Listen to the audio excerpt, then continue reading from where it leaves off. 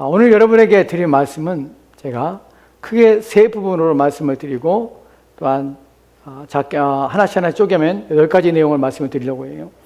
드릴 내용이 많은데 첫 번째로는 죄에 대해서 죄를 아는 것이 왜 유익인가 하는 부분에 대해 여러분이 말씀을 드리려고 해요. 죄에 대한 왜 우리는 죄를 깊이 알고 죄를 깨달아야 되는가 하는 부분에서 세 가지 내용을 먼저 말씀을 드릴 것이 짧게 말씀을 드리고, 두 번째로는 죄를 아는 것, 사실은 본문에 우리가 제목을 제가 죄를 아는 것이라고 했는데 죄를 묵상하는 것에 주는 유익이라고 설명해도 괜찮은 것이, 죄를 묵상하는 것에 대한 유익이라는 것에 대해 살펴볼 것인데, 앞서 우리가 세 가지 내용을 여러분에게 말씀을 드릴 때에 우리가 왜 죄에 대해서 아는 것이 중요한가 라는 부분에서 성경이 뭐라고 말하는가 세 가지 내용을 말씀을 드릴 것이, 그리고 정말 그런가 하는 부분에서 제가 한 가지의 말씀을, 중요한 내용을 말씀을 드릴 것이에요. 우리 성경 말씀을 통해서 이걸 확인할 것이에요. 세 번째로는 마지막 내용 속에서는 5가지 내용을 통해서 죄를 묵상할 때 우리가 얻게 되는 유익이 무엇인가 하는 부분에서 그 유익이 참으로 우리 가운데 유익하다는 것을 여러분의 성경을 통해서 여러분의 말씀을 드릴 것이, 오늘 말씀은 여러분이 두고두고 듣고 또한 두고두고 생각하고 또한 두고두고 기억해야 될 중요한 말씀입니다. 꼭 여러분들이 다시 들어도 되고 또한 여러분이 항상 생각해야 될 내용들이에요. 오늘 내용은 그래서 중요합니다. 중요한 내용을 여러분들이 잘 듣고 기억하시기 바랍니다. 첫 번째 말씀을 드리도록 합시다. 첫 번째, 왜 우리는 죄에 대해서 생각하며 죄를 알아야 되는가 하는 부분에서 세 가지 내용을 말씀드립니다. 첫 번째 내용은 무엇이냐면, 첫 번째는 우리의 구원의 서정, 구원의 과정, 구원의 순서, 구원의 내용 속에 죄에 대한 내용이 들어있기 때문에 그래요. 죄에 대해서 용서받는 것이 들어있고 또한 죄를 사함받을 뿐만 아니라 죄를 멸하는 것, 이 구원의 내용 속에 포함되기 때문에 그래요. 왜냐하면 그리스도가 이 땅에 오셨을 때에 오신 목적이 무엇이냐면 죄를 멸하시기 위해 오셨다는 사실을 우리 가운데 분명히 말씀하고 있다는 것이에요. 그래서 우리는 죄에 대해서 알아야 되는 것이에요. 이해가 되십니까? 두 번째, 예수 그리스도께서 죄에 대해서 우리가 알아야 되는 이유 중에 중요한 것이 무엇이냐면, 우리를 구원하신 목적을 성취하며 하나님이 구원하신 뜻을 이루는 데 있어서, 구원에 있어서 우리가 하나님의 뜻하시며 우리를 두고 싶어하는 거룩을 이루는 과정 속에서 가장 중요한 핵심이 무엇이냐면 죄를 멸하는 것이, 즉 죄를 알아야 죄를 멸하고 우리가 거룩해지는 것이에요. 즉 구원의 목적을 완성시키는 데 있어서 죄를 아는 것은 참으로 중요하다는 것이에요. 기억하십니까? 첫 번째는 왜요? 구원의 순서와 구원의 내용 속에 죄가 포함되기 때문에 구원의 목적이 담겨져 있어요. 두 번째는요, 죄는 죄와의 싸움, 또한 죄를 이김, 이것이 우리가 거룩해지는 우리의 구원을 이루는 방식 속에서 죄에 대해서 말씀하기 때문에 죄에 대해서 우리가 알아야 된다는 것이, 이것이 두 번째예요. 세 번째 마지막은 죄를 아는 것이 우리 가운데 유익이 되기 때문에 그래요.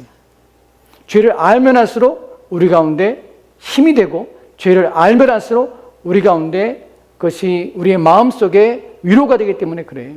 그래서 죄에 대해서 알아야 되는 것이, 오늘 이 세 번째 내용인 죄가 왜 우리 가운데 유익이 되는가 하는 부분에 대해서 아는 것이 왜 유익인가에 대해서 여러분이 말씀을 드리는 것이, 이 부분은 참으로 중요합니다.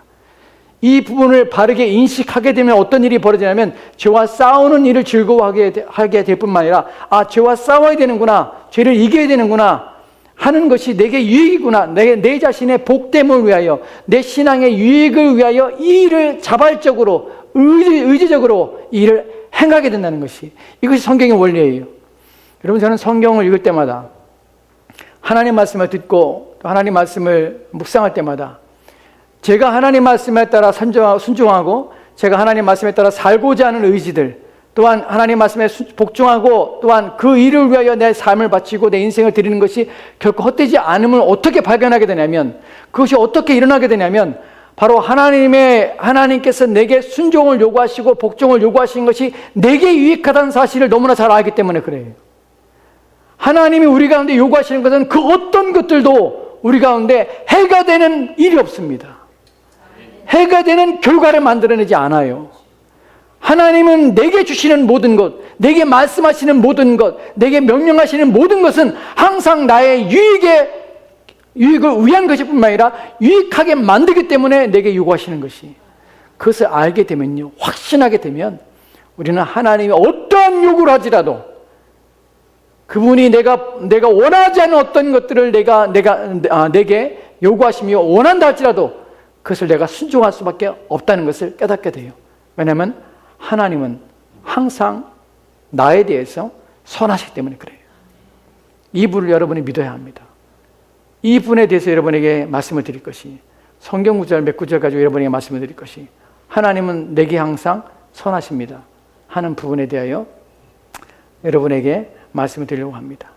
왜 우리는 그것을 믿을 수밖에 없을까요? 왜 죄를 상하고 죄와 싸우는 이 어려운 일을 왜 우리가 하는 것이 내게 유익됨을 우리는 어떻게 할까요? 하나님은 누구시기에, 어떻게 하시는 분이시기에 하는 부분에 대하여 첫 번째 말씀을 볼까요? 계시록 21장 3절 말씀입니다. 계시록 21장 3절 말씀을 우리 같이 한번 읽도록 합시다. 같이 읽겠습니다. 시작. 내가 들으니 보좌에서 큰 음성이 나서 이르되 보라, 하나님의 장막이 사람들과 함께 있음에 하나님이 그들과 함께 계시리니 그들은 하나님의 백성이 되고 하나님은 친히 그들과 함께 계셔서. 아멘. 본문은 어떤 내용이냐면 이미 예수님께서 이 땅에 재림하신 후에 이제 구원받은 믿음의 사람들, 이 땅에서 신앙과 하나님 말씀에 따라 순종하며 살아서 구원받은 사람들이 이제 어떻게 될 것인가를 설명하는 부분이에요. 그 내용 속에서 보좌에서 큰 음성이 나서, 하나님부터 큰 음성이 나서 하나님의 장막이, 하나님이 거하시는 곳이 사람들과 함께 있게 된다는 것이에요. 그러니까 하나님이 그들과 함께 있게 되는 것이에요. 우리에게서 가장 큰 복은 무엇이냐면 하나님 우리와 함께 있는 것이에요. 그 일이 우리가 이 땅을 떠나고 그리스도께서 이 땅을 오셨을 때 세상에 종말이 일어나고 그 하나님 나라가 완성이 될 때 우리는 하나님과 함께 있게 되는 것이에요. 그분이 우리와 함께 있어서 그분은 우리가 하나님이 되고 우리는 그분의 백성이 되는 것이에요. 근데 여기서 더 중요한 것이 무엇이냐면 그 다음에 나오는 21장 4절 말씀이에요. 같이 읽도록 합시다. 시작. 모든 눈물을 그 눈에서 닦아주시니 다시는 사망이 없고 애통하는 것이나 곡하는 것이나 아픈 것이 다시 있지 아니하리니 처음 것들이 다 지나갔음이로라. 아멘. 아멘. 생각해 봅시다. 3절 말씀에서 큰 보좌에서 음성이 나서 하나님의 장막이 사람들과 함께 있고 하나님의 사람들과 함께 거하는 일들이 있습니다. 거하는 일. 그래서 하나님은 그들의 백성이, 하나님은 그들의 하나님이 되시고 그들은 하나님의 자녀가 되는 것이에요. 거기서 그 일 다음에 무슨 일이 일어나냐면 모든 눈에서 눈물을 그 눈에서 닦아주신 일이 있는 것이에요. 모든 눈물을 그 눈에서 닦아주신다고 그래요. 누가 닦아줄까요? 또한 눈물을 흘리는 사람은 누구일까요? 눈물을 흘리고 있는 사람들은 이 땅에서 믿음으로 살았던 사람들이에요. 하나님 말씀에 순종하며 살았던 사람들이에요. 자신을 거룩하게 하기 위해서 세속에 물들지 아니하고 자신을 구원하여 하나님 앞에 자신의 삶을 드리고 하나님을 위하여 살았던 사람들이에요. 그 세상에 고난을 받고 어려움을 당했던 사람들입니다. 이 사람들이 어떻게 해요? 눈물을 흘리며 이 땅에 사는 동안은 고통 가운데 신음하며 살았지만 그들의 모든 눈에서 눈물을 하나님이 닦아주신다는 것이에요. 그 또한 다음에 나오는 내용이 무엇입니까? 다시는 사망이 없는 것이에요. 본문에서 사망이라는 것은 단순히 죽는 것이 의미가 아니에요. 육체의 죽음을 말하는 것이 아니에요. 본문에서 사망은 심판이에요. 성경에서 내가 죽으려 할 때의 죽음의 의미 속에서는 단순히 육체가 죽고 멸하져서 사라진다는 의미가 아니라 죽으리라 말하는 것은 너는 하나님의 영원한 진노와 심판 가운데 들어가리라는 말이에요. 즉 본문에서 다시는 사망이 없는 것은 육체의 죽음뿐만 아니라 더 이상 어떤 심판이나 진노가 우리 가운데 없다는 사실이에요. 그 다음에 나오는 것이 곡하는 것이나 또 아픈 것이나 애통하는 것이나 곡하는 것이나 애통하는 것이 다시 있잖아요. 무슨 말입니까? 우리 가운데 있는 모든 것이, 모든 악이라고 여겨지는 것이 없어진다는 것이. 왜 제가 악이라는 표현을 쓰냐면 성경에서 악이라고 말할 때에 악이라는 것은 악을 행하는 것, 나쁘게 행하는 것, 이것을 성경에서 악이라고 행하지만 악이라는 의미가 담고 있는 또 다른 의미는 무엇이냐면 우리 가운데 불행한 것이에요. 우리를 불행하게 만드는 것을 악이라고 해요. 즉 3절 말씀에서 하나님이 우리의 하나님이 되시고 하나님이 우리와 함께 하실 때에 우리 가운데 어떤 일이 벌어지냐면 우리의 눈에 눈물을 닦아주신 일이 있고 더 이상 하나님의 심판과 진노에 빠지지 않는 일이 있고 또한 우리로 하여금 애통하는 것이나 곡하는 것이 없고 또한 병든 것이 없는 것이에요. 즉 하나님이 함께 계시기 때문에 이러한 불행한 일이 우리 가운데 더 이상 없게 된다는 것이에요.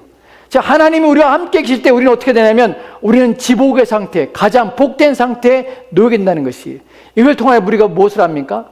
하나님이 우리와 함께 계시면, 그분이 우리 안에 계시면, 우리 안에 충만하시면 그분을 통하여서 우리는 복되게 되고 그분 우리 가운데 선한 것을 주시기를 원하신다는 사실을 알게 되는 것이. 하나님은 우리 가운데 선한 것을 주십니다.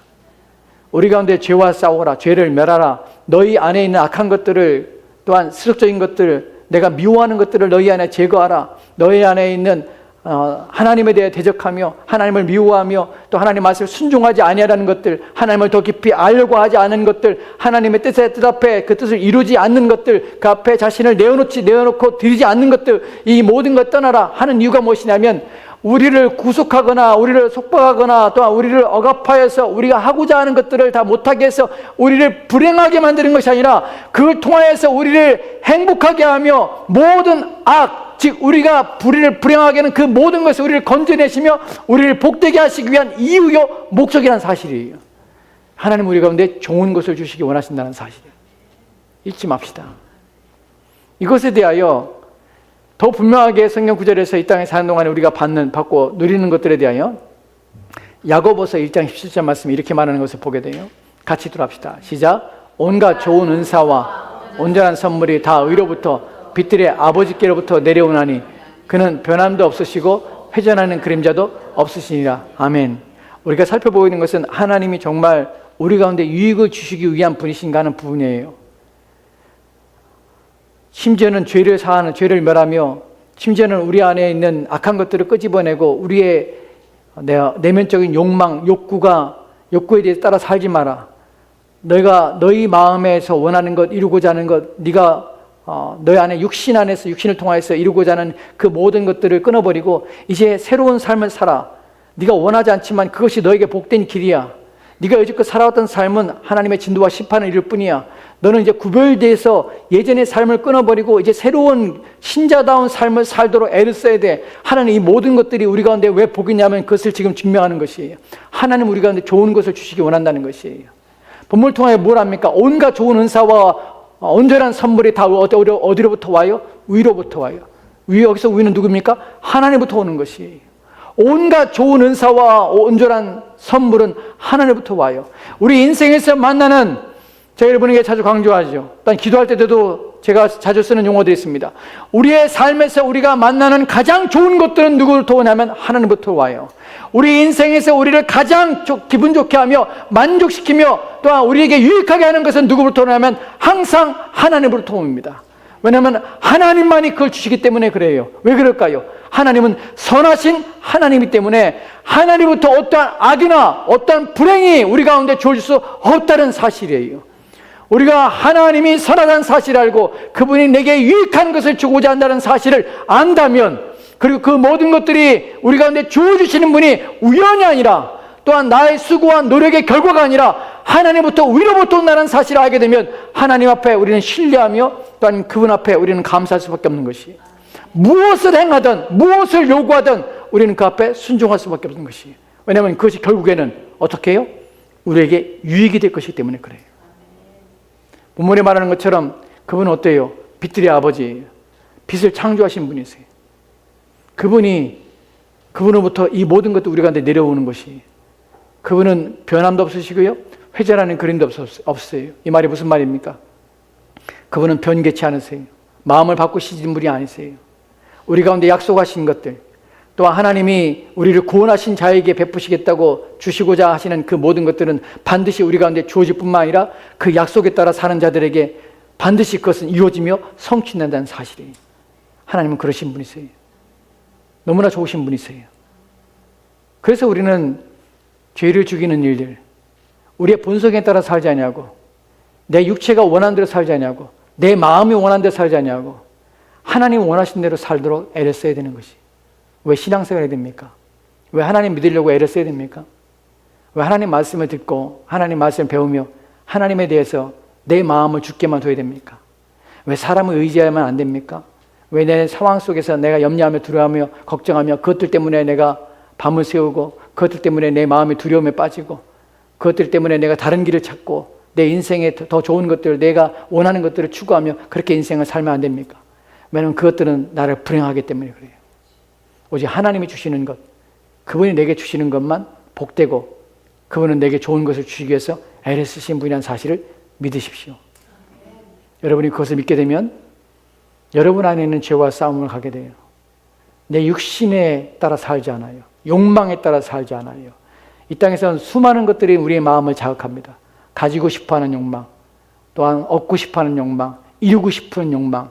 그래서 이 세상에서 잘 되고 잘 먹고 잘 사는 것이 우리 인생의 목적이 되는 것이, 그것은 멸하는 것이, 우리를 죽이는 것이, 의미 없는 것이, 하나님께서는 우리 가운데 좋은 것을 주시기 원하시며 그것을 우리 가운데 부어진다는 사실을 기억합시다. 이제 우리가 살펴볼 것은 5가지 내용들이, 죄를 우리가 알면 알수록, 죄에 대해서 여러분이 깨달으면 깨달을수록 내 안에 죄가 있다는 사실을, 그리고 내 안에 움직이는 것들이, 내 마음을 조종하는 것들이 있다는 사실, 내가 원하는 선을, 하나님을 위해서 선하게 살고 하나님을 위하여 살고자 하는 내 의지를 꺾고 그것을 끌어당기는 죄가 있다는 사실, 내가 하나님을 더 알지 못하게 하고 하나님께 더 하나님에 대하여 더 기도하며, 또한 하나님 말씀을 읽으며, 또한 하나님 말씀에 순종하여서 그분이 기뻐하시는 일들을 행하고자 하는 그 모든 것들을 끌어내리는 것이 있다는 사실을 내가 알고, 그래서 그것에 대하여 인식하며 그것에 대하여 대항하며 내가 더 하나님을 더 알고자 하는 의지를 가지고 하나님께 나오는 것, 그래서 하나님을 중심으로 하나님을 더 높이며 하나님 말씀에 순종하며 그것이 가치 있다는 사실을 알고 그것을 추구하며 사는 이 모든 삶들, 그것이 왜 유익한가 하는 부분을 지금부터 5가지 내용을 말씀을 드릴 것이, 왜 죄를 아는 것이 중요합니까? 여러분 안에 죄가 있다는 사실을 아는 것이 중요합니까? 첫 번째 내용은 이것이, 죄를 아는 것은, 내가 누구인지를 아는 것은, 죄를 알기 때문에, 내가 죄인이라는 사실을 알게 되는 것, 이것이 내가 누구인지를 알기 때문에 이것은 유익합니다. 왜냐하면 사람들은 자신이 누구인지를 잘 모르고 살고 있어요. 사람들은 자신이 괜찮은 사람이라고 알고 있습니다. 사람들은 선에 대해서 성경이 말하는 선이 아니라, 성경이 말하는 악이 아니라, 사람들이 일반적으로 말하는, 사람들이 보편적으로 가지고 있는 사회 규범이라든지 또한 법에 대하여 그것을 기준으로 삼아서 누군 선하다 누군 악하다 생각하는 것이, 그러나 성경의 기준은 하나님의 기준이세요. 하나님 말씀이 기준이세요. 선한 것은, 하나님 보시기에 선한 것은 선이고 하나님 보시기에 악한 것은 악한 것이에요. 그 기준이 다른 것이에요. 근데 그 기준 속에서 우리는 죄를 알게 되면 알게 될수록 뭐냐면 내 자신이 누군지를 인식하게 되는 것이에요. 내 자신이 어떠한 존재인지, 어떠한 상태에 있는지를 인식하게 되는 것이에요. 그것 때문에 죄를 아는 일이 중요한 것이에요. 우리는 마음이 어두워졌어요. 생각이 어두워서 내 자신에 대하여 바르게 평가하지 못하고 내 자신이 괜찮은 줄 알아요. 좋은 사람인 줄 알아요. 다른 사람이 나를 선하게 보니까, 겉으로 보기에 이 사람이 착한 것처럼 보이니까 내가 그렇게 비참하며 내가 그렇게 악하다는 사실을 인식하지 못해요. 왜요? 어두워졌기 때문에 그래요. 로마서 1장이 말하는 것이 로마서 1장 21절 말씀 봅시다. 로마서 1장입니다. 로마서 1장 21장이요. 없어요? 로마서 없어요? 로마서 1장을 보도록 합시다.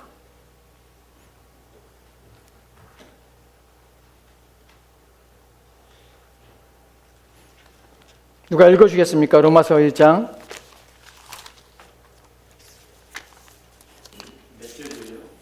로마서 1장 21절 말씀입니다.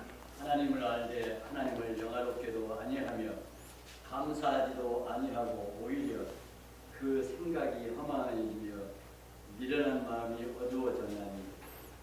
아멘. 본문을 보면 하나님을 알되 하나님을 영화롭게도 아니하며 감사하지도 아니하고 오직 그 생각이 허망해지며 또한 미련한 마음이 어두워졌나니라고 합니다. 본문을 잠깐 생각해 봅시다. 하나님 알되 영화롭게도 아니하고 감사하지도 않아요. 또다시 무엇 문제입니까? 왜 그렇습니까? 왜냐하면 그들의 마음이, 생각이 허망해졌어요. 그 어두워진 마음이 미련해진 것이에요. 본문에서 중요한 것이 뭐냐면 그들의 생각이 허망하였다는 표현이에요. 생각이 허망하였다는 의미는 생각이 쓸모없게 됐다는 말이에요. 생각의 기능이 상실됐단 말이에요. 무슨 의미입니까? 내 자신에 대하여, 하나님에 대하여 내 생각이 기능이 상실돼 버린 것이에요. 그 자기 자신에 대한 분명한 이해를 못하는 것이에요. 우리는 누구냐면 하나님 앞에 죄인이라는 사실이에요. 죄를 품고 있으며 죄를 행하는 자들이라는 사실이에요. 우리는 하나님 앞에 의롭지 않으며 우리는 하나님의 진노를 일으킬 수밖에 없는 것이 우리 안에 가득 찬 악한 것이 가득한 자라는 것이 하나님이 성경을 통하여 우리 자신에 대하여 말씀하고 있는 것이에요. 왜냐하면 생각이 허망해졌기 때문에, 또한 어두워진 마음에 미련한 상태가 된 것이에요. 그래서 깨닫지 못하는 것이, 내가 어떤 상태에 있는지를 인식하지 못하는 것이에요. 그래서 다 괜찮은 것처럼 보이는 것이, 좋은 옷을 입고 화려한 옷을 입고 좋은 차를 타고 좋은 집에 타는 사람들, 그런 사람들 우리는 나이스하고 착하고 선하다 생각해요. 우리는 직접적으로 누구에게 해를 가하거나 그들의 말 속에서 악독한 말이나 또한 듣기에 불편한 말이나 또한 남에 대해서 험담하거나 하지 않는 모든 사람에 대해서 괜찮은 사람이라고 생각을 해요. 그렇지 않아요. 죄가 일으키는 것은 뭐냐면, 죄가 우리의 죄에 대해서 인식하게 되면, 내가 죄인이라는 사실을 인식하게 되는 순간에 나만큼 죄가 가득하고 나만큼 하나님의 진노를 불러일으키는 자가 없다는 사실을 깨닫게 되는 것이에요. 내 자신이 누구인지를 인식하게 되는 것이에요. 내 안에 더러운 것이 있다는 사실을 인식하게 되는 것이에요. 추악, 악독, 시기, 불만, 원망 이런 것들이 내 안에 가득하며 내 마음에서 나오는 것이 결코 선한 것이 없다는 사실을 인식하게 되는 것이에요.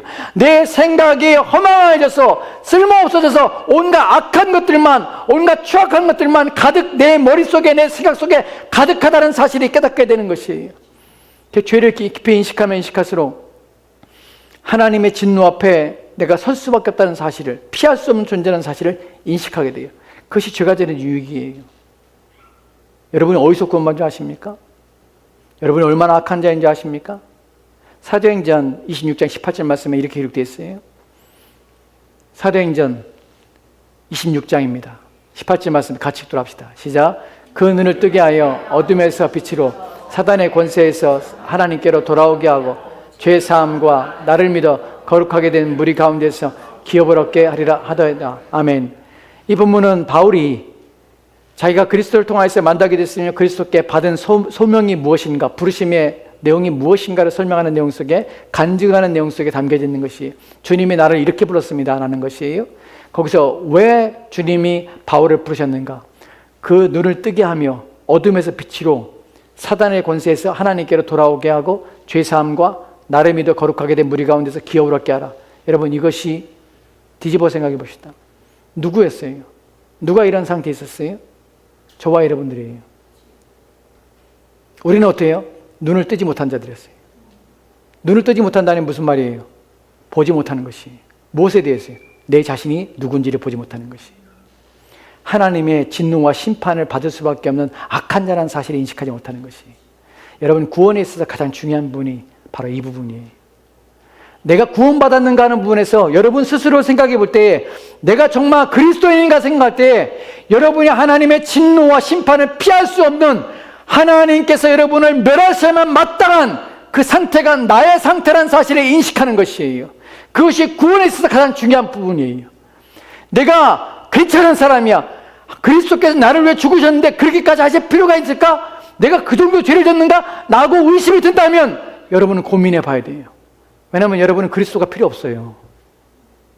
왜요? 나는 그나마 괜찮기 때문에. 여러분, 죄는요 상대적이지 않아요. 죄는 절대적이에요. 내가 다른 사람보다 더 뛰어나고 다른 사람보다 조금 더 선하기 때문에 구원받는 것이 아니에요. 다 지옥에 가는데 그 사람들은 나보다 더 악하기 때문에 지옥에 가는 것이 아니에요. 하나의 죄를 져도 모두가 다 지옥에 가는 것이 하나님의 법이에요. 율법을 다 지켜도 한 법을 어긴다면 지옥에 가는 것이 하나님이 정하신 법이에요. 하나의 법도 어긴다면 그 주차되어 하나님의 진노와 심판과 하나님께서 멸하기를 원하시는 것이 하나님의 성품이에요. 왜냐하면 하나님은 의로우시거든요. 죄가 없으신 분이에요. 죄를 보지 못하신 분이에요.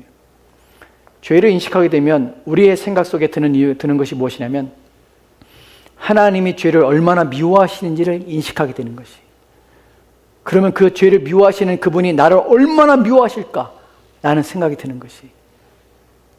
눈을 뜨지 못한 자들이 우리였어요. 그 다음에 그래서 우리는 어디에 있었냐면 어둠 가운데 있던 자들이에요. 우리는 어두워서 자기 자신을 보지 못하는 것이에요. 어두운 자들은 어디로 가는지를 모르는 것이에요. 어두웠기 때문에 무엇을 쫓아 살아야 하는지를 모르는 것이에요. 그래서 여기저기 부딪히며 여기저기 빠지며 가지 말아야 할 곳과 위험한 곳에 가는 것이에요. 보지 못하기 때문에. 이것이 죄가 주는 것이, 죄가 우리를 가리운 것이, 거기서 우리를 건진받은 것이에요. 죄가 깊이 깨닫고 죄를 인식하면 눈을 뜨게 되는 것이에요. 그리고 어둠에서 빛으로 나와서 보게 되는 것이에요. 우리는 어디에 있던 자입니까? 사단에게 붙잡혔던 자들이에요. 거기서 풀려나서 하나님께로 온 자들이에요.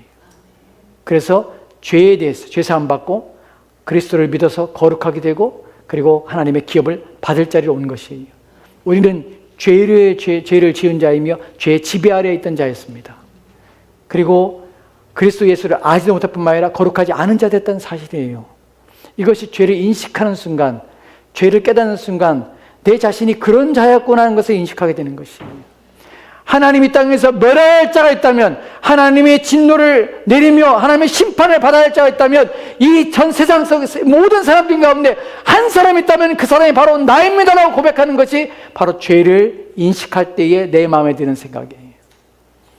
하나님 모든 사람은 다 괜찮다고 얘기했더라도 단 한 사람 하나님이 진노하시며 벌하실 사람이 있다면 그 사람이 바로 나입니다라는 생각을 갖게 되는 것이 죄를 인식할 때 내 마음속에 드는 생각이에요. 그렇기 때문에 누가 필요합니까? 그리스도 예수가 필요한 것이에요. 첫 번째, 죄를 인식할 때 주는 유익은 내 자신이 누군지를 아는 것이, 내 위치가 어딘지를 아는 것이. 두 번째, 죄를 인식하게 되면 그래서 우리가 하나님을 두려워하게 돼요. 하나님의 진노를, 심판을 두려워하게 돼요. 누가 나를 구원할까? 여기서 누가 나를 건져낼 수 있을까? 나는 생각하게 되는 것이.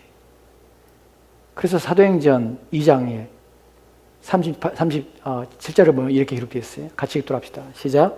그들이 이 말을 듣고 마음에 찔려 베드로와 다른 사도들에게 물어 이르되 형제들아 우리가 어찌할까 하거늘. 아멘. 본문은 베드로가 설교할 때예요. 오순절날 성령의 충만을 받고 베드로가 설교할 때에 그 설교를 듣고 있던 사람들이 마음속에 이런 마음이 들었어요. 마음에 찔린 것이에요. 마음을 빵 친 것이에요. 왜요? 죄를 깨닫게 됐거든요. 아, 내가 죽는구나. 하나님의 심판과 진노를 받을 수밖에 없구나 하는 생각이 든 것이. 그래서 어떻게 해요? 사도들에게 물어 이르되 형제들아 우리가 어찌할꼬? 우리가 어찌할꼬? 내 영혼아 내가 어찌할꼬? 이런 마음에 들게 되는 것이. 죄를 알면 우리 마음에 드는 유익은 무엇이냐면 우리의 마음에 이제 고통이 오는 것이에요. 죄로 인한 슬픔이 찾아오는 것이에요. 우리의 마음에 괴로운 것이에요. 견딜 수가 없는 것이에요.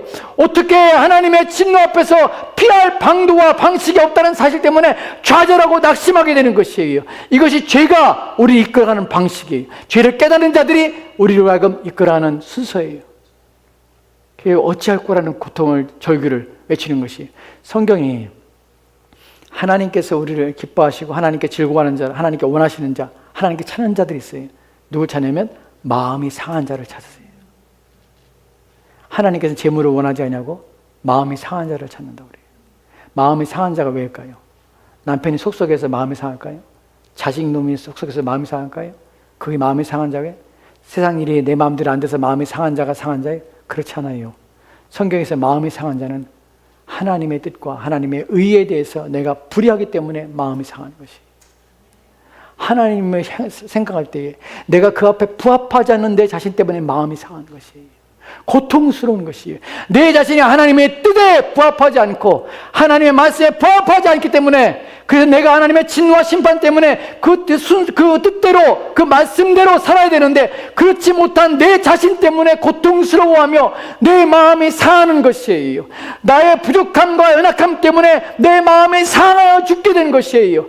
하나님 앞에서 내 죄가 나를 짓눌러 나로 하여금 모든 치력이 빠져 쇠약하게 되는 내 상황 때문에 고통스러운 것이에요. 하나님 나를 내 죄악에서 건져주십시오. 내 육체가 쇠약하며 내 영혼이 말라 죽게 되었습니다. 주님 나를 살려주십시오 라고 부르짖게 되는 것이에요.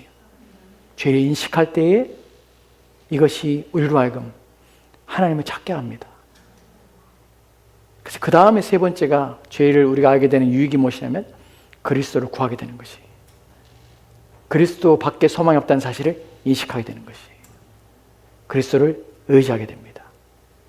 그 다음 구절에 사도행전 2장 38절 말씀에 이렇게 기록되어 있어요. 같이 읽도록 합시다. 시작. 베드로가 이르되 너희가 회개하여 각각 예수 그리스도의 이름으로 세례를 받고 죄사함을 받으라. 그리하면 성령의 선물을 받으리라. 아멘. 형제 우리가 어찌할꼬 네 말을 들으니 우리가 하나님 앞에 죄인이라. 우리가 그리스도를 십자가에 못 박혀 죽인 자들이라. 그리스도께서 우리 죄를 위해 죽으신 자라 하는 것 때문에 고통스러워하고 자기의 죄를 발견할 때에 우리가 어찌할 거라는 대답 앞에 뭐라고 말하냐면 내가 회개하고 각각 예수 그리스도의 이름으로 세례를 받으라.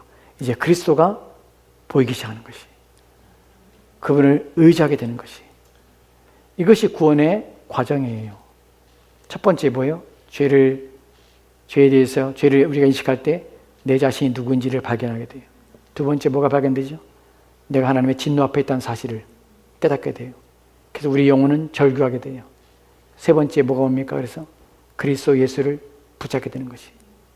그리스도 예수를 믿으려고 하는 것이. 예수밖에 없다는 사실을 알게 되는 것이. 오직 주 예수밖에는 내가 소망이 없구나 하는 것을 깨닫게 되는 것이. 여러분, 왜 그리스도인들이 예수밖에 없다는 사실을 압니까?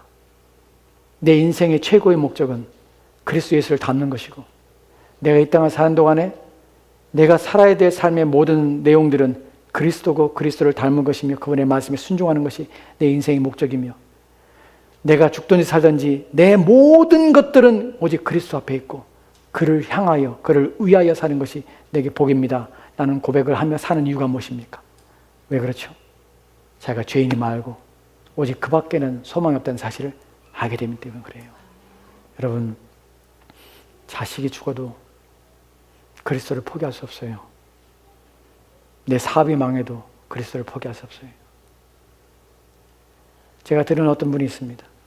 자녀가 3명이 있는데 첫 번째 자녀가 죽었어요. 두 번째 자녀가 죽었어요. 얼마나 상심이 되겠습니까? 많은 사람이 와서 위로를 하죠. 세 번째 자녀, 마지막에 있는 자녀가 죽었어요. 얼마나 고통스럽겠습니까? 그래서 와서 위로를 합니다.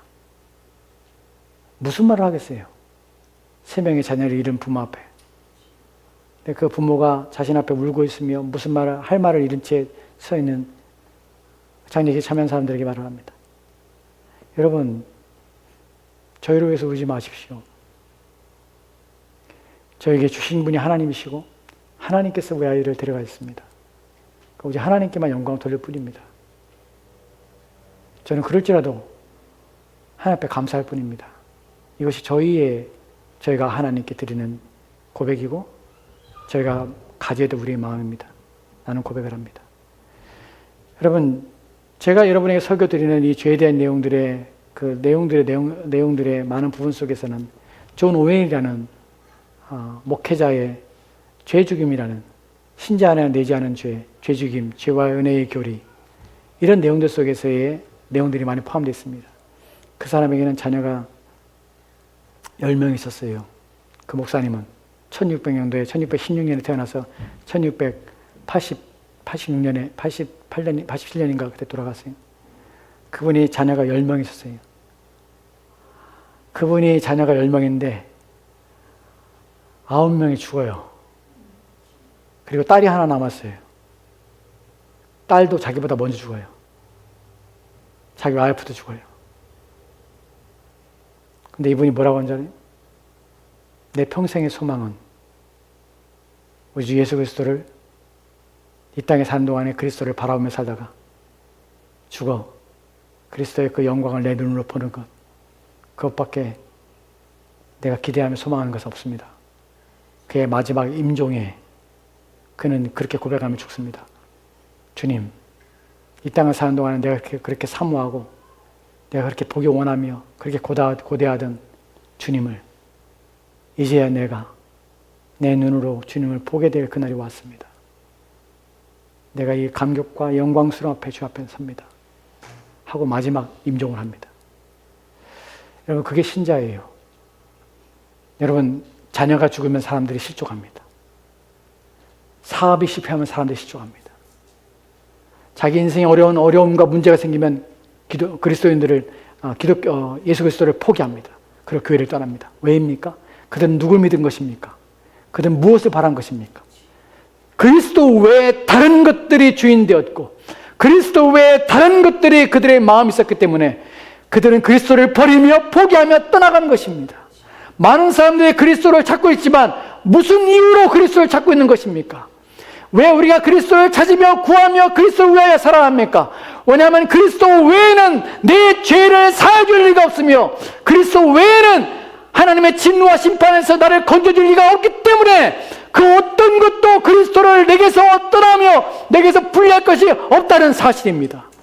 우리는 영원토록 그리스도를 붙잡으며 그를 위해 사는 것이 마땅한 것입니다. 그것이 내 영혼과 내 육체와 내 모든 것들에 가장 복된 것이 그리스도 외에는 없기 때문에 그리스도를 포기할 수 없는 것입니다. 이 땅에서 온갖 불행과 불의가 내게 엄습하며 나를 인생을 덮칠지라도 그리스도는 절대로 포기할 수 없는 분입니다. 그분이 없다면 이 땅에 그 어떤 것들을 우리가 소유할지라도 우리는 불행한 것입니다. 그것이 바로 죄를 아는 죄가 우리가 죄를 인식할 때 우리 안에 깨달아지는 것이 그리스도를 붙잡습니다. 그리스도를 끝까지 붙잡습니다. 그리스도만 붙잡습니다. 다른 것에 마음을 두지 않습니다. 왜냐하면 내 영혼과 내 육체를 구원할 수 있는 분, 온 천하를 얻어도 내 영혼과 내 육체가 멸망한다면 하나님의 영원한 진노와 심판 앞에 떨어져서 그래서 이를 갈며 슬프며 영원토록 그 고통과 고난을 당하고 또한 그 아픔 속에서 슬픔 속에서 그렇게 산다면 무슨 유익이 내게 있을까라는 생각 때문에 우리는 그리스도를 포기하지 못하는 것입니다. 이것이 죄를 아는, 그래서 우리 가운데 주는 유익이 바로 그리스도를 붙잡게 되는 것이, 그 어떤 것들도 그리스도를 바꾸지 못하게 하는 것이. 네 번째는 바로 그 이어지는 부분이 바로 그것입니다. 그리스도를 위하여 순종하며 그리스도께 충성하며 온 힘을 다하여 그리스도를 위하여 산다는 것이. 디모데전서 1장 8절 말씀에 이렇게 읽겠습니다. 15절 말씀 같이 읽도록 합시다. 시작. 빛보다 모든 사람이 받을 만한 이 말이여 그리스도 예수께서 죄인을 위해 구원하시려고 세상에 임하셨다 하였도다. 죄인 중에 내가 괴수니라. 아멘. 바울은 말합니다. 죄인 중에 괴수다. 이 말은 뭐예요? 죄인 중에서 내가 가장 악한 자다. 죄인이라고 할 때 내가 가장 으뜸이다. 나는 악하다는 사람 중에서 내가 가장 악한 자야 라고 자신을 고백해요. 이 말은 단순히 그냥 하는 말이 아니에요. 거칠애로 얘기하는 것이 아니에요. 진심으로 그런 것이에요. 여러분, 참된 신자, 죄를 알게 되고 죄를 깊이 깨닫게 되고 내 안에 있는 죄가 얼마나 큰지를 알게 되는 순간 사람들은 이렇게 고백합니다. 이 일상에서 죄인 중에 나는 괴수라는 것은 바울만이 아니라 우리 모두의 고백이에요. 나만큼 죄인이 없어요. 하나님 앞에. 나만큼 하나님 앞에 악한 자 없다는 사실을 알아요. 저 사람이 나보다 더 큰 죄를 졌고 저 사람이 나보다 더 큰 죄를 졌기 때문에 저 사람이 더 하나님의 진노를 받아야 되고, 여러분 그렇지 않습니다. 죄를 아는 유익이 주는 것은 뭐냐면 내 자신이 괴수라는 사실을 알게 돼요. 그 고백을 하게 되는 것이. 그래서 뭐가 일어납니까? 그리스도를 위해 사는 것이. 그것이 빌립보서 1장 20절과 21절 말씀에 이렇게 기록되는 것이. 같이 돌아합시다. 시작. 나의 간절한 기대와 소망을 따라 아무래든지 부끄러워하지 아니하고 지금도 전과 같이 온전하여 담대하여 살든지 죽든지 내 몸에서 그리스도가 존귀하게 되게 하려 하니라. 이는 내게 사는 것이 그리스도니 죽는 것도 유익함이라. 아멘. 아멘. 바울은 디모데전서 1장 15절 말씀에 나는 죄인 중에 괴수라고 말을 합니다. 나는 죄인 중에 괴수라, 으뜸이라 라고 말합니다. 그러면서 하는 말이 이제 빌립보서는 이제 바울이 감옥에 갇혀서 죽을 날이 얼마 남지 않았을 때에 쓴 서신서입니다. 나의 간절한 기대와 소망을 따라 아무 일이든지 나는 부끄러워하지 아니하고 여지껏 부끄러워하지 아니하고 그렇게 살아왔고 지금도 전과 같이 예전에도 그런 마음 가지고 있었고 지금도 동일하게 내 마음은 가지고 있는데 온전히 담대하여 살든지 죽든지 내 몸에서 그리스도가 존귀하게 되는 것, 이것밖에 내겐 없다는 것이에요. 전에도 그렇고 지금도 그렇고 앞으로도 그렇고 나는 담대하게 내가 말하며 내가 부끄럽지 않게 얘기할 수 있는 것은 무엇이냐면 내가 살든지 죽든지 내 몸에서 내 인생에서 내 삶에서 내 행위에서 그리스도가 존귀하게 되는 것, 그것밖에 내게는 없어 라고 말하는 것이에요. 신자는 이렇습니다. 죄를 알면 할수록 우리 마음에 그리스도가 존귀하게 되기를 간절히 바라요. 그것밖에 없다는 사실을 알아요. 그래서 그리스도를 위하여 살게 되는 것이에요. 내가 죽는 것도 내게 유익해. 왜냐하면 내게 사는 것이 그리스도니까. 그리고 내가 달려가는 그날이 끝나는 그날 내게 약속하신 것을 이루실 것을 나는 믿기 때문에 그분 앞에 나는 눈을 뜨며 그분의 칭찬을 받고 그분의 영광에 내가 참여할 것을 알기 때문에 죽는 것도 내게 유익해 라고 말하게 되는 것이, 이것이 신자의 마음이 죄를 알 때에 우리 마음에 드는 유익이에요. 마지막으로 봅시다. 마지막은 5번째입니다. 5번째 내용은 하나님의 뜻과 순종, 하나님의 계획하심에 이루고자 애렸으며 하나님의 영광을 바라오며 하나님의 영광에 참여하고자 해요. 정리합시다. 첫 번째, 죄를 아는 유익이 뭐예요? 내 자신을 알아요. 두 번째, 하나님에 대한 두려움과 내 자신의 죄를 아는 순간 하나님에 대한 두려움이, 심판에 대한 두려움을 깨닫게 되죠. 세 번째, 그리스도께 향하게 되며 그리스도를 붙들려고 애렸습니다. 네 번째, 네 번째 뭐죠? 우리가 이제 그리스도를 암을 넘어서 그리스도를 위하여 살고자 애를 써요. 5번째, 하나님의 영광에 참여하고자 애를 쓰게 돼요. 왜냐하면 죄를 멸하는 것이 하나님의 영광에 참여하는 것이기 때문에 그래요. 로마서 3장 23절 말씀에 이렇게 기록되어 있습니다. 같이 읽읍시다. 시작. 모든 사람이 죄를 범하였음에 하나님의 영광에 이르지 못하더니. 아멘. 모든 사람이 죄를 범하여서 하지 못한 것이 뭐냐면 하나님의 영광에 이르지 못한 것이, 하나님을 영화롭게 못한 것이, 하나님을 영광스럽게 못한 것이, 그 영광에 도달하지 못한 것이. 근데 죄를 깨닫고 죄를 알게 되는 순간 죄와 싸우면서 우리 가운데 하나님의 영광을 볼 뿐만 아니라 그 영광스럽게 하기 위해서 애를 쓰는 것이, 하나님의 영광을 바라보며 그 영광에 참여하기 위해서 애를 쓰게 되는 것이. 그래서 고린도후서 3장 18절 말씀에 이렇게 기록되는 것이. 같이 읽읍시다. 시작. 우리가 다 수건을 벗은 얼굴로 거울을 보는 것 같이 주의 영광을 보며 그와 같이 형상으로 변화하여 영광에서 영광에 이르니 곧 주의 영광으로 말미암음이라. 아멘. 하나님의 영광을 본다는 것은 단순히 하나님의 영광을 돌리는 것만이 아니라 나도 그 영광에 참여하는 자가 되는 것이, 나도 영광스러워지는 것이에요. 우리가 다 수건을 벗은 얼굴로, 수건에 가려진 것이 아니라 수건을 벗은 얼굴로 거울을 보는 것 같이 주의 영광을 봅니다. 주의 영광을 거울을 보는 것처럼 주의 영광을 마주 보게 되는 것이에요. 보는데 그와 같은 형상으로 볼 때 어떤 일이 되냐면, 주님의 얼굴의 형상을 볼 때에 그와 같은 형상으로 누가 변합니까? 내가 주님의 얼굴을 볼 때에 거울로 보는 것처럼 주의 형상을 볼 때에 나 또한 주님을 보면 볼수록 나 또한 그리스도의 얼굴을 닮아가게 되는 것이에요. 변화되는 것이에요. 우리가 그리스도를 보면 볼수록 내 마음속에 그리스도가 계시면 계실수록 내 마음과 내 성품이 그리스도를 닮아가게 해서 어떻게 변화된 형상으로 바뀌는 게 되는 것이에요. 어떻게 그러세요? 영광에서 영광으로, 그리스도의 영광에서 우리가 그리스도를 닮은 영광스러운 자로 바뀌게 되는 것이에요. 그의 주의 영으로 성령을 통하여서 일이 일어나게 되는 것이에요. 우리가 죄를 인식하면 인식할수록, 알면 알수록, 죄와 싸우면 싸울수록 왜 복이냐고요? 그리스도의 영광에 참여하기 때문에 그래요. 우리가 거룩해지면서 그리스도의 영광을 보면서 우리 또한 하나님의 영광을 보게 되고, 그래서 하나님께 가까이 나가며 거룩해지며 하나님의 영광스럽게 할 뿐만 아니라 우리 또한 영광스러운 자가 되기 때문에 어떻게 해요? 하나님의 형상이신 그리스도의 형상을 닮음으로 우리 또한 그리스도의 영광스러움이 우리 안에 같이 내재되게 되는 것이, 그래서 우리 또한 영광스러워지게 되는 것이. 왜요? 하나님이신 그리스도의 영광이 우리 가운데 비춰져서 우리 또한 그 영광이 나타나기 때문에 영광스러워지는 것이. 이것이 바로 죄를 아는, 죄를 깊이 인식하고 죄와 싸우는 일에 있어서 우리가 얻게 되는 유익입니다. 여러분이 죄에 대해서 이해하고 깨닫는 것이 왜 필요하냐고요? 왜냐하면 하나님께서는 그렇게 하심으로 여러분을 복되게 하시기 위해서예요. 여러분 자신을 깨닫게 되고 하나님이 진노를 알게 되고, 그래서 그리스도를 붙잡게 되고, 그래서 그리스도께 순종하게 되고 그리스도 외에 살게 되고 그리스도의 영광을 바라보게 하는 것이, 그래서 여러분을 영광스럽게 하게 하시는 것이, 이것이 우리가 죄를 아는 유익이에요. 죄를 묵상해야 될 이유예요. 죄에 대해서 깨달아야 될 이유예요. 하나님께서는 결코 우리 가운데 악한 것 주시지 않습니다. 선하신 그분은 우리에게 항상 좋은 것 주시기 원하십니다. 그 중에 가장 좋은 것이 죄를 깨닫게 하고 죄와 싸우는 것이에요. 그래서 우리를 가장 영광스럽게 만드시기 원하시는 것이에요. 그거 외에 우리가 예수를 왜 믿어야 됩니까? 그것 외에 우리가 그리스도에게 바라는 것이 무엇이 있습니까?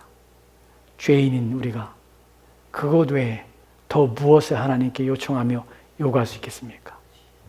그것이 가장 복이고 가장 영광스러운 것인데 이 세상의 그 어떤 것들도 값을 지불해도 살 수 없는 그것을 우리 가운데 주시겠다는데 그것 외에 우리가 추구하며 원하며 바랄 것이 무엇이겠습니까? 오직 예수 그리스도, 죄와 싸우는 것, 이것밖에 없다는 것이. 기도합시다. 하나님, 오늘 우리가 주의 말씀을 통해서 죄를 묵상하고 죄를 이해하고 깨닫는 것이 우리 가운데 얼마나 큰 유익을 주는 것이며 우리를 복되게 하는 것인지 주의 말씀을 통해 깨닫습니다. 부디 이 말씀을 깊이 깨닫고 죄를 날마다 인식하며 깨달으며 묵상함으로 하냐마 우리 삶 속에서 하나님의 영광이 나타나고 또한 그로 말미암아 우리가 복되고 또 우리의 삶들은 더 하나님 앞에 아름다워지고 또 하나님 기뻐하시는 삶을 살게 되게 도와주옵소서. 우리에게 복을 주시기 위해서 부르신 주님 앞에 그 복을 받아 누리는 우리 모두가 되도록 주여 도와주옵소서. 주께서 함께 원하오며 예수 이름으로 기도합니다. 아멘.